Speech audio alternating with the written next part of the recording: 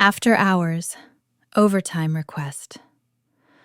Low city hum outside floor-to-ceiling windows, soft LED lights, occasional keyboard clicks, a faint bass notes of nighttime jazz from the lobby drifting up. Steele Tower was different at night. The daytime frenzy faded into a quiet pulse, a heartbeat of power, steady and confident. No chatter, no footsteps, no distractions. Just polished glass, dim lights, and the sense that someone was watching.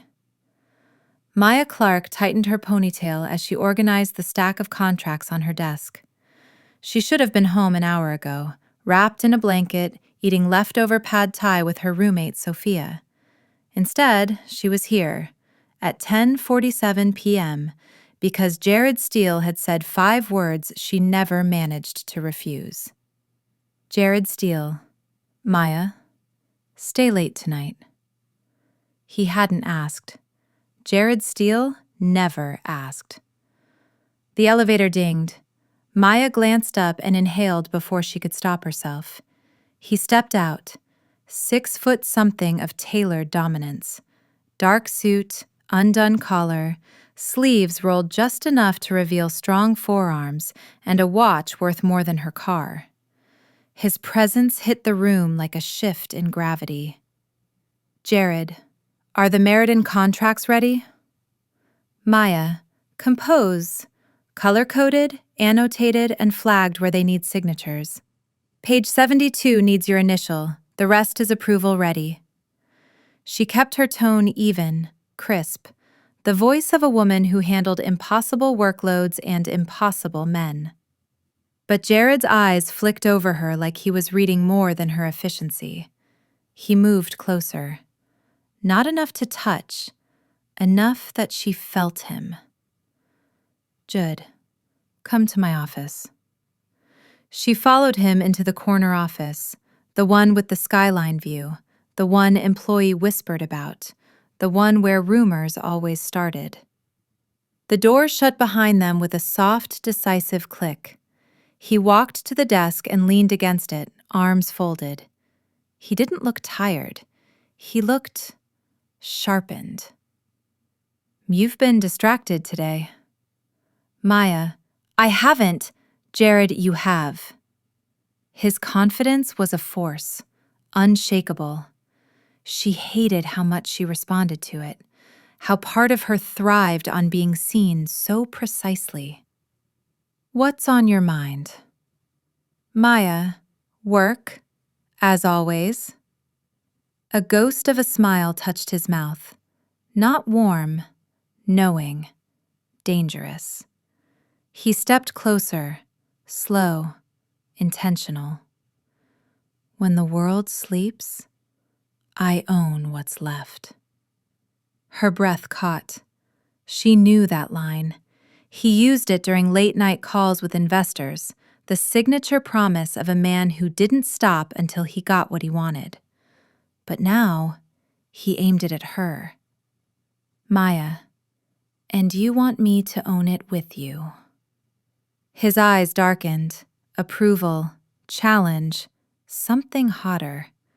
He reached past her, placing one hand on the door behind her, not touching her, but close enough for the warmth of him to slide over her skin. No, I want you to surrender it. Heat curled low in her stomach, her pulse tripped, her thoughts tangled. She knew the rumors, how Jared treated loyalty, ambition, desire like currencies. But she also knew her own ambition, and the line she wasn't supposed to cross. She swallowed. Maya, is that why I'm here this late? Jared, partly. We have a deal to finalize. Brief beat. But yes, there's more. The room thickened with tension. Not inappropriate, just charged. He handed her a folder. Read this tonight, alone. Then, tomorrow, we discuss a new kind of agreement. She opened the folder. One sentence stared back at her, bolded at the top. Confidential personal assistance proposal, terms of engagement. Her breath stilled. Her cheeks warmed. She looked up. He was watching her with the patience of a man who already knew her answer. Don't rush, Maya. But understand, once you sign this, everything changes. She held his gaze, strong, steady, but inside, she burned. The city glowed behind him like a promise or a warning, and Maya Clarke knew one thing with absolute certainty. Tonight was only the beginning. Maya's heels clicked softly against the marble floor as she stepped into Jared's office again. She had gone to her workstation, skimmed through the proposal he'd given her, and felt her pulse climb with every line. It wasn't a contract. It was an invitation. Not sexual in writing, but undeniably sensual in implication. A blurring of lines, a dangerous erasure of boundaries. And now, she had to face him. Jared stood at the far end of the office, sleeves pushed up, jacket off, tie loosened. And God, he wore exhaustion like a weapon, sharp, controlled, intoxicating. He didn't look at her right away. He let her walk toward him, let the silence stretch until it vibrated. Finally, you read it. Yes. He turned slowly, his eyes sweeping over her like he was cataloging every reaction she tried to hide. She had the sudden urge to straighten her blouse, or maybe unbutton it. She wasn't sure which urge was hers and which was his. And it's unconventional, even for you. I don't do conventional, and you know that. He stopped an arm's length from her, close enough that she could feel the heat radiating from him, close enough that she tightened her grip on the folder just to ground herself. He reached out, slow, intentional, and touched the corner of the folder between her fingers, not her hand, just the paper, but the contact jolted through her. What part made you hesitate? She exhaled through her nose, trying to focus, trying to breathe like her body didn't crave the gravity of him. The part where you said you wanted exclusive assistance, outside regular hours, at your discretion. Jared didn't blink. I chose my words carefully. He stepped even closer, just an inch, enough to make her body tense, then soften. I don't want someone to make coffee. I don't need someone to take notes. I need someone who understands me, who anticipates what I need, someone who can keep up. You want someone obedient? No. If I wanted obedience, I'd hire a machine. He leaned in, voice dropping. I want someone who challenges me, someone who pushes back, until I decide how far the push goes. Heat shot through her stomach, down her spine. This wasn't flirting. This was negotiation. A power dynamic she had invited by simply breathing the same air as him. He circled behind her, slow and predatory, his voice brushing her ear without touching her. You're ambitious, Maya. You want more than this desk, this floor, this job. And you've earned more. But you can't climb in this world without getting close to the fire. She forced herself to turn toward him, bold, confident, even as her pulse raced. And you're the fire. His eyes locked onto hers. She'd hit the nerve he'd been waiting for. Yes. A slow beat, and you walked into it all on your own. Thunder rolled outside, faint and distant, as if the sky itself reacted to the electricity between them. He brushed a finger down the edge of the proposal again. This time, her knuckle trembled. He noticed. Tell me what scared you. She swallowed. That if I sign this, I won't be able to pretend anymore. Pretend what? Her eyes fluttered shut for a moment. That I don't want this. Silence snapped between them, tense, electric. He didn't touch her. He didn't have to. His voice grew quieter, deeper, as though he had stepped into a confession. You think I brought you here tonight for contracts? No, Maya. I brought you here because I'm done pretending too. Her breath stilled. Tomorrow we finalize the deal. But tonight, I want you to think about what it means to surrender. He stepped back, a severing of heat, deliberate and cruel in the best way. He straightened his sleeves, put on the last fragment of the CEO mask. You're dismissed. Every nerve in her body screamed to stay, to close the distance, to answer the pull between them. But she walked out, because he told her to, and because she wanted to know what surrender would feel like. The elevator doors closed in front of her, and Maya knew. Tomorrow would change everything. Maya arrived early. She told herself it was professionalism, but she knew the truth. She wanted to know what it felt like to stand in his office before he walked in, to breathe the air he controlled without him controlling it yet. The skyline was a blaze of gold behind the glass. The air was cool, quiet, waiting, just like her. Then, the soft sound she'd already learned to anticipate, his footsteps. Jared walked in without hurry, closing the door behind him with a quiet click that felt far louder than it should have. He didn't greet her. He simply looked at her, long, slow, deliberate, with the kind of focus that made her blood warm. Jared, so you came early. Maya, you asked me to think about surrender. He stopped in front of her, not touching, not speaking, just letting his presence pour over her like heat.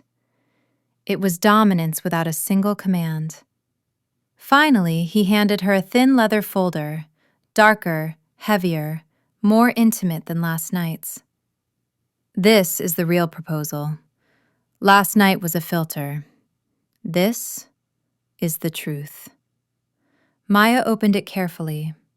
Inside, a condensed non-disclosure clause, a schedule that extended past business hours, and an additional section labeled Personal Parameters. Her heartbeat sharpened. Maya, you wrote rules. Jared, guidelines. His eyes held hers. Rules imply I need control. Guidelines imply I already have it. A pulse rushed through her. It was too much, too direct, too honest. And yet, she didn't step back. She traced the section titled Expectations, her voice barely steady. Maya, you want me available after hours. You want discretion. You want proximity. I want your attention, your instinct, your ability to read me professionally. His voice dipped, and otherwise. Fire licked up her spine. She should have objected. She should have said this blurred every boundary she was trained to keep. Instead, and what do I get? His smile was sharp, not cruel, but knowing. He took the folder from her hands and set it aside. Then he circled her again, just like last night, but slower, closer, as if mapping her, a slow burn orbit. She breathed deeper without meaning to. You get proximity to power, real power, the kind you don't reach by playing safe. He moved behind her again, but this time his fingers barely grazed the back of her waist as he passed. A touch so light it was deniable, but she felt it everywhere. You get access to me, to decisions, to the room no one else gets to be in. She swallowed. That wasn't the part making her heart stumble. Not the power, not the opportunity. It was him. His voice, his presence, his restraint, which somehow felt more intimate than touch. She faced him. Maya, you're offering opportunity. But what about you? A dangerous silence thickened. He stepped closer, slow, deliberate, until their breaths nearly met. Then, softly, if you sign this, a beat. You won't be my assistant after hours. Another beat. You'll be mine. Heat shot through her veins so fast she had to grip the edge of his desk. This was dominance. Not rushed, not shouted, not forced. Offered. Patiently. Confidently. A slow burn with a volcanic core. Maya, what exactly would being yours mean? His eyes darkened, not with cruelty, but with promise. He lifted her chin with one finger, gentle, but undeniably possessive. It means you trust me to lead, and I trust you to follow, until you decide you want to take control back. A beat. And I promise you, Maya.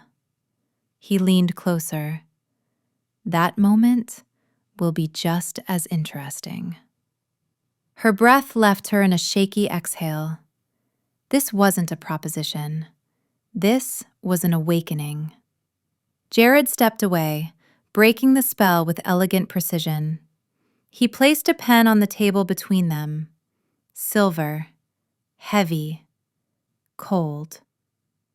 Sign when you're ready, not before, not out of fear. His voice lowered. Desire makes better decisions. He returned to his desk, giving her his back, the ultimate sign of trust, dominance, and restraint in one motion. Maya stared at the pen. Her pulse thundered. Everything inside her pulled in two directions, her ambition and her hunger. But slowly, deliberately, she reached for the pen. And Jared, without turning, smiled. He knew. He felt that she'd made her choice. Maya didn't sign the document immediately, but she stayed in his office long enough for the ink in her pen to warm under her grip. Jared didn't look up from his desk. He didn't need to. He felt her decision in the way the air shifted around her. She stood across from him, strong, hungry, uncertain, and stunningly aware of him. He closed a folder with slow precision. The sound felt like a door being locked behind her. Then, firm, velvety dominance. If you're staying, we're discussing boundaries. Sit. He didn't point to a chair. He didn't look up. The command alone stripped away the illusion of equality. Maya's knees weakened for a moment, not from fear, but from anticipation. She sat, slowly, deliberately, as if to say, I'm not folding, I'm choosing. He finally looked at her, not like a boss, not like a man about to take advantage, but like someone evaluating a rare, valuable piece of truth. Leaning forward, you're afraid I'll do. Her breath hitched, not because she didn't know what to say, but because he was asking the question she wasn't ready to answer. This was dominance at its most dangerous, the kind that made honesty feel like seduction.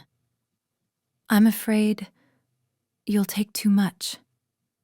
A shadow crossed his eyes, not anger, but recognition. He stood, walked to her side of the desk and leaned against it, arms crossed. close enough that she could smell the warmth of his skin beneath the cedar of his cologne. Maya, if I ever take too much. He leaned down, bringing his mouth near her ear without touching. You will tell me to stop, and I will. The promises wasn't tender, it was commanding, a vow of control, but also of restraint, and somehow that made it even more intoxicating. And what are you afraid I'll do? Jared froze, just for a fraction of a second, just long enough for her to see the truth. He wonders untouchable. He wasn't invincible. She effed at him. He exhaled once, slowly, as if readying himself for vulnerability he rarely allowed. I'm afraid you'll give me more than you should, and I'll take it. Heat flooded her, not from the words, but from the honesty behind them. He sank to one knee in front of her chair, a position no CEO should ever take, and placed his hand on the armrest beside her, not touching her, not yet, just close enough that the air between them burned. We set boundaries together. You speak, I listen. No sensing, no guessing. And what if I want less talking? A dark, slow smile lifted the corner of his mouth. Not playful, not gentle, predatory. You don't get less talking until I know every part of you that goes quiet when you're overwhelmed. Her betray faltered. He rose, slowly, brushing his shoulder against her knee as he stood. Barely a touch, but the proximity was intimate enough to send heat rolling through her chest. He placed one hand beside her head on the back of the chair, leaning in, caging her without touching her. You want innuendo, Maya? A pause. You want suggestions instead of commands? She nods without meaning to. He smirked, a soft, lethal expression.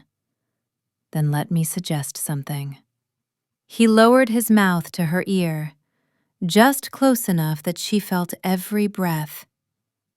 If you sign that contract, he dragged the words out like silk across skin.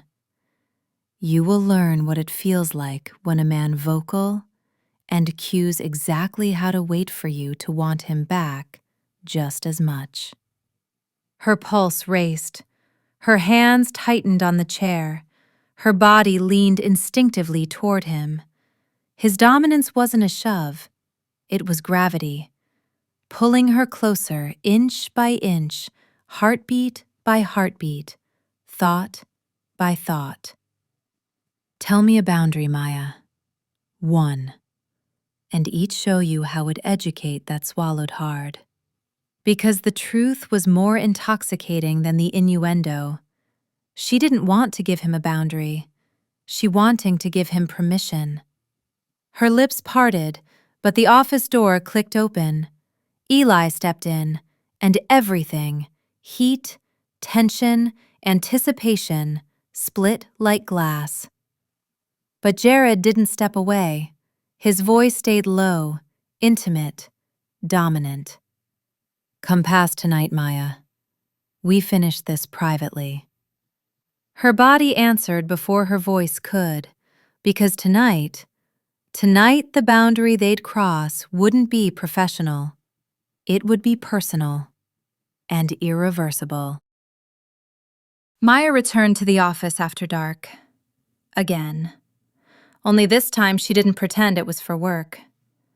The floor was empty, lights dim.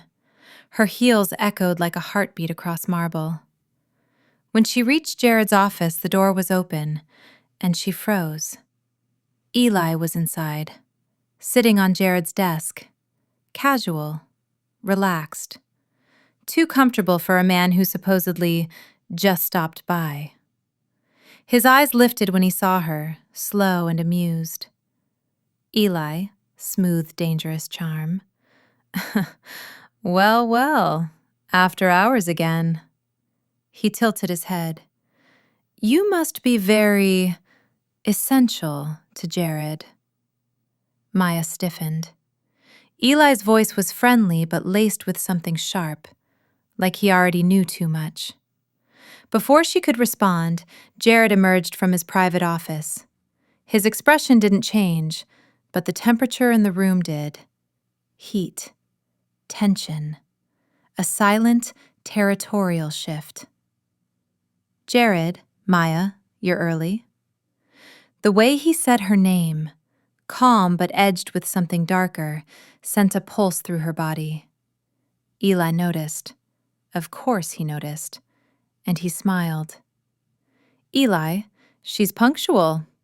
Rare trait around here. Jared's jaw flexed once, barely.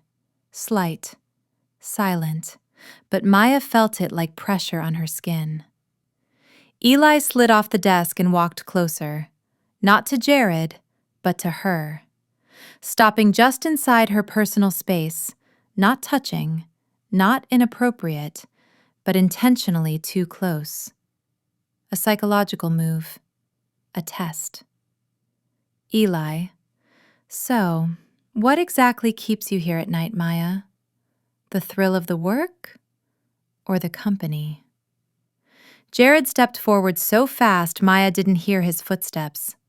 One moment, Eli's breath was warm against her cheek. The next, Jared was between them, without speaking a word. Dominance without volume. Territory without touch. Eli lifted both brows. Relax, Jared. I was making conversation. Jared, you don't need to make conversation with her. A shiver ran through Maya. Not fear. Recognition. Jared was jealous. Not the loud kind, the lethal kind. The type buried under 10 layers of control. Eli turned his head slightly, studying Maya behind Jared's shoulder. Eli, you look nervous. Is that because of him, or because of what you're doing here? Her pulse stuttered. Because Eli wasn't flirting, he was dissecting. He was looking for the crack in her armor, and Jared knew it. He positioned himself so close to her that their arms brushed, a subtle stake in the ground, claiming without touching. Jared, Maya is here for a private matter, not something you need to concern yourself with. Eli circled them, deliberately slow, hands in his pockets, like a shark deciding whether to bite. Eli, private, Funny choice of word. You're not usually the private kind, Jared. Jared's eyes narrowed. That was the first real crack in his composure. Eli saw it, and moved in for the psychological kill. Eli, she's different. That's why you're losing your balance. Jared's voice dropped, low, lethal. I don't lose balance. Eli, no? Then why does she look at you like that? Maya. She didn't realize until that moment that she was looking at Jared, emotionally, expectantly, almost submissively. Jared turned his head toward her, eyes locked in a stare that felt like gravity. Eli smiled at the moment of silence between them, a silence that said everything Jared refused to voice. Eli, careful, Maya. Jared doesn't invite people close unless he's afraid to lose them. That hit Jared, a real hit. He stepped toward Eli, slow, deliberate, radiating danger. Jer, leave. Eli didn't move. Eli, or what? The air thickened, electric, predatory. Jared didn't raise his voice or his hands. He simply said, with absolute certainty, "You know exactly what." A long moment, a silent duel. Eli finally, shaking his head. Eli, if you're smart, Don't make him choose. Then he left, and the moment the door shut, Jared's breath finally escaped, a slow, tight release he'd been holding since Eli entered. He turned to Maya. His expression wasn't calm anymore, not controlled, not cold. Something hotter, sharper, more vulnerable. Jared, don't listen to him. But Maya stepped closer, not away. Maya, he's not wrong, is he? Silence. Jared's jaw tightened. His chest rose and fell once, heavily. He reached up and caught the edge of the desk beside her, gripping it like a lifeline. Jared, I don't get jealous. A beat. But when he stood that close to you, I wanted to remove him from this building. The honesty hit her like heat. Not possessiveness, not control. Emotion. Twisted with desire, bound to restraint and dangerously close to something deeper. He stepped closer, lowering his voice to the place that made her knees weaken. Jared, I don't lose balance, Maya. But you tilt the ground. Her breath trembled, because Eli had been right about one thing. Jared wasn't afraid of losing control in the boardroom. He was afraid of losing it to her. Tonight, they wouldn't cross the final boundary, but they crossed something deeper. The point where desire becomes attachment, and attachment becomes dangerous.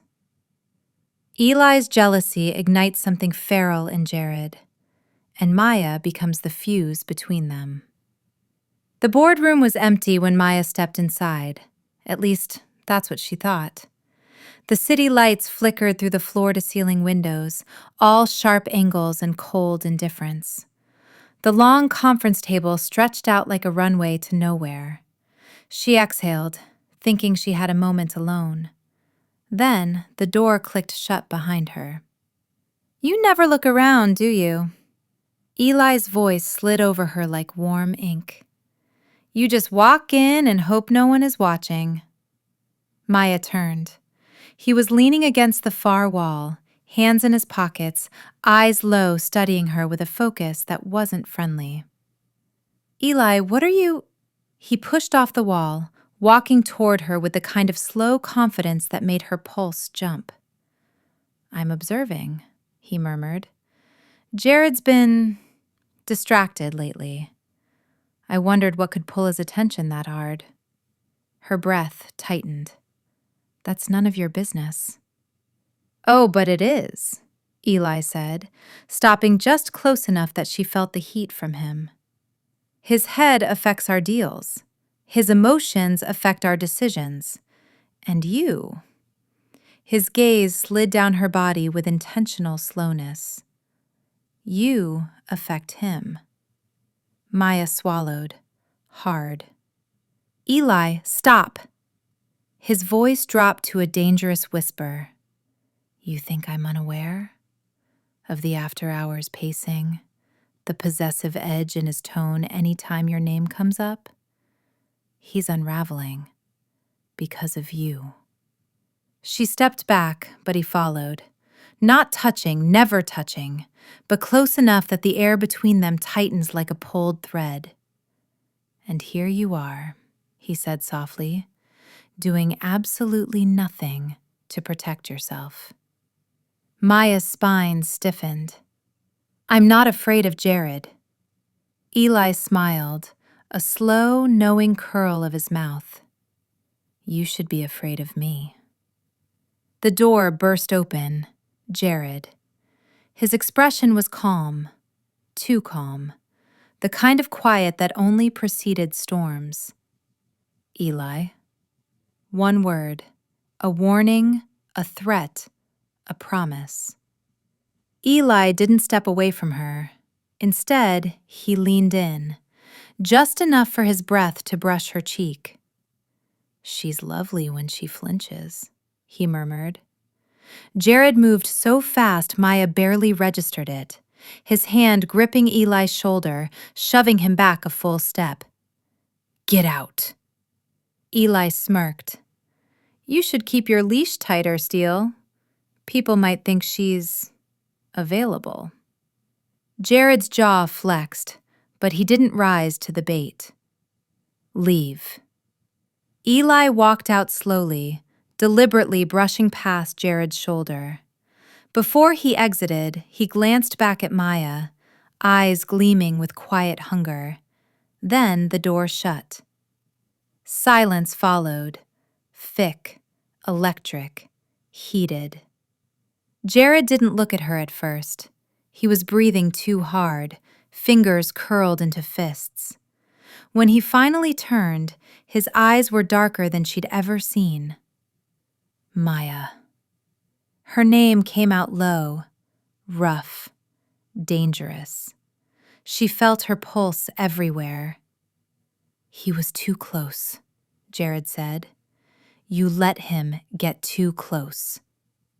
"Jared, I didn't—" He stepped in, caging her against the conference table with nothing but his presence. "Tell me you didn't like it."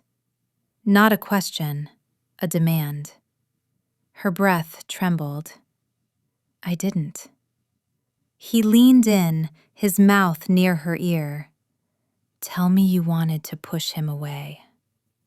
"I did," she whispered. His hand braced beside her hip, knuckles white. "And tell me," his breath dragged down her neck, slow and molten. "Tell me you thought of me." Maya's heart slammed against her ribs. "I did." His exhale was sharp, nearly a growl. "I'm losing my grip with you," Jared said, forehead almost touching hers. "And I can't afford that. Not here, not ever." "Jared." He shut his eyes, struggling. "Every time he looks at you, something ugly twists inside me. I'm trying to control it. A beat. But control is not my strong suit when it comes to you." Maya's knees weakened. "Then tell me," she breathed. "What do you want?" Jared opened his eyes, slowly, something raw, stripped, and devastatingly intense burning in them. "Want you to walk out of this room with me," he whispered, "before I show you exactly how far jealousy can push a man who doesn't want to lose what's his." His voice darkened. "And Maya, I don't want to lose you." Her breath caught. The distance between them felt like a fragile lie. He held out a hand, not commanding but asking, a rare vulnerability. "Come with me, before I stop caring about consequences." Maya placed her hand in his, and the moment their skin touched, the tension broke, dangerously, beautifully. The breaking point wasn't ahead. It was already here. The elevator doors slid shut with a dull metallic thud. Eli didn't turn around. He didn't have to. "You're breathing too loud," Eli said calmly. "That's how I know you followed me." Jared stood behind him, jaw clenched so hard it ached. His hands were still curled into fists, knuckles pale, pulse pounding like a warning siren in his ears. "You crossed a line," Jared said. Eli smiled, slow, pleased. "I crossed your line. There's a difference." The elevator stopped. The doors opened onto the underground parking level, empty and echoing. Concrete, shadows, silence. Eli stepped out. Jared followed. The doors slid shut behind them, sealing the space like a coffin. Eli turned then, hands still loose at his sides, eyes bright with calculation. "You don't get like this," he said. That's how I knew she mattered. Jared took one step forward. "Say her name again." Eli tilted his head. "Maya." Jared hit him. No warning, no hesitation. His fist connected with Eli's jaw hard enough to snap his head sideways. Eli staggered back, slamming into a concrete pillar with a sharp grunt. For a split second, the parking garage rang with the sound of impact. Then Eli laughed. "There it is," he said, wiping blood from the corner of his mouth. "That's the man I was waiting for." Jared advanced, every step controlled fury. "You don't get to look at her. You don't get to talk to her. And you never get to threaten her." Eli straightened, rolling his jaw. His smile faded, replaced with something colder. "You think this is about protection?" he asked. "This is about ownership. And you hate that I see it." Jared grabbed Eli by the collar and shoved him back against the pillar again, forearm pressing hard against his throat. "You think I don't know what you're doing?" Jared growled. "You provoke. You poke. You want to see where the cracks are." Eli's voice was strained but steady. "And I found one." Jared slammed his fist into the concrete beside Eli's head, an inch from his face. The echo thundered through the garage. "You don't touch what's mine." Eli's breath hitched, not with fear, but adrenaline. "She isn't yours," he rasped. Jared leaned in, voice lethal. "She chose to walk into my world. That makes her untouchable to you." Eli's eyes flicked just once toward the elevators. "And if she walks out?" Jared's grip tightened. "Then I let her go." Eli studied him, really studied him now. The rage, the restraint, the cost of both. "That's the lie you're telling yourself," Eli said quietly. "Because if she leaves, you'll break." That did it. Jared released him only to drive his shoulder into Eli's chest, slamming him to the ground. The breath left Eli's lungs in a violent rush as his back hit concrete. Jared stood over him, chest heaving, fists shaking. "You stay away from her," Jared said. "You don't speak to her. You don't circle her. If I hear your name on her lips again..." Eli coughed, then laughed weakly. "You'll do what?" He looked up, eyes sharp despite the blood. "Kill me? Ruin me?" A pause. "Or admit she owns you?" Jared froze, just for a heartbeat. That hesitation saved Eli from another blow. Jared stepped back instead, running a hand through his hair, breathing hard, forcing control back into his veins. "This is over," Jared said coldly. "For your own good." Eli slowly pushed himself up, wincing. "You don't get endings like that," he said. "Not when something this real finally finds you." They stared at each other, two men who knew each other too well. Finally, Eli stepped toward the elevator. At the doors, he turned back. "She's not afraid of you," Eli said. "That's what should scare you." The doors closed. Jared stood alone in the garage, fists clenched, heart racing, knuckles aching. For the first time in years, violence hadn't fixed anything. It had only confirmed the truth he could no longer deny. Maya wasn't a weakness. She was leverage. And the most dangerous thing in Jared Steele's world. The lights in Jared's office were off when Maya walked in. Only the city glow spilled through the glass, cutting sharp lines across the room. He stood near the window, jacket discarded, knuckles bruised, tie loosened like he'd lost a war with himself. He didn't turn. "You shouldn't be here," he said quietly. Maya closed the door behind her. "That didn't stop you from following Eli into a parking garage," she replied. Silence. Then Jared turned. His face was controlled, but his body told the truth. Tight shoulders, jaw clenched, a man still riding the edge of violence. "You heard," he said. "I figured it out," she corrected. "You don't come back with bruised knuckles and that look unless something went wrong." She walked closer. He didn't stop her. "Why? Why did you lose control like that?" she asked softly. Jared's voice was low, dangerous. "Because he was testing me.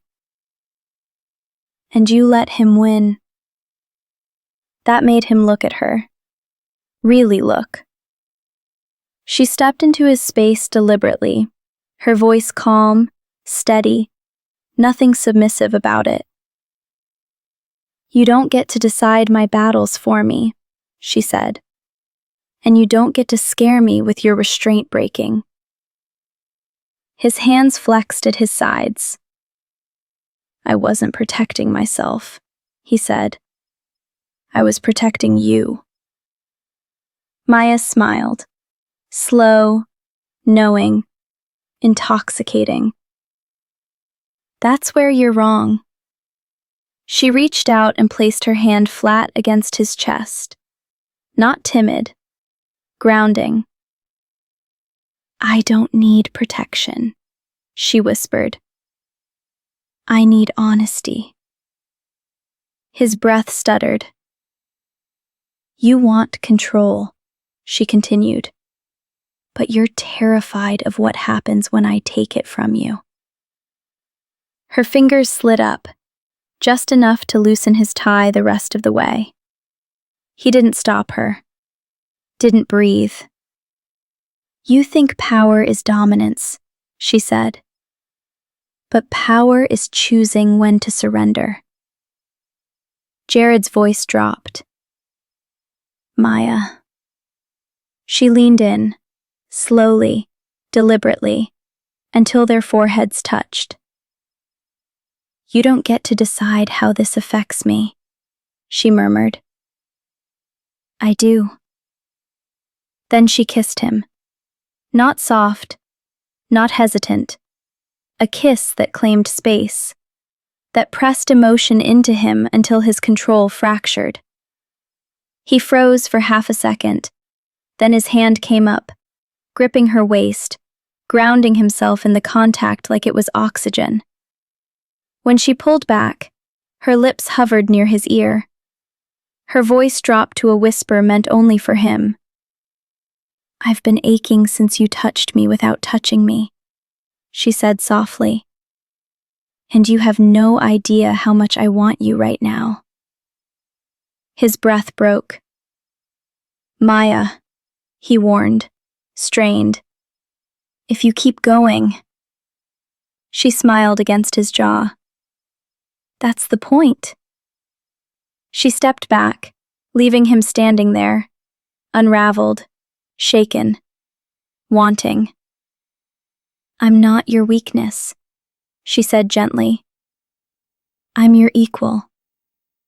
Then she turned and walked out, heels echoing like a countdown. Jared didn't follow.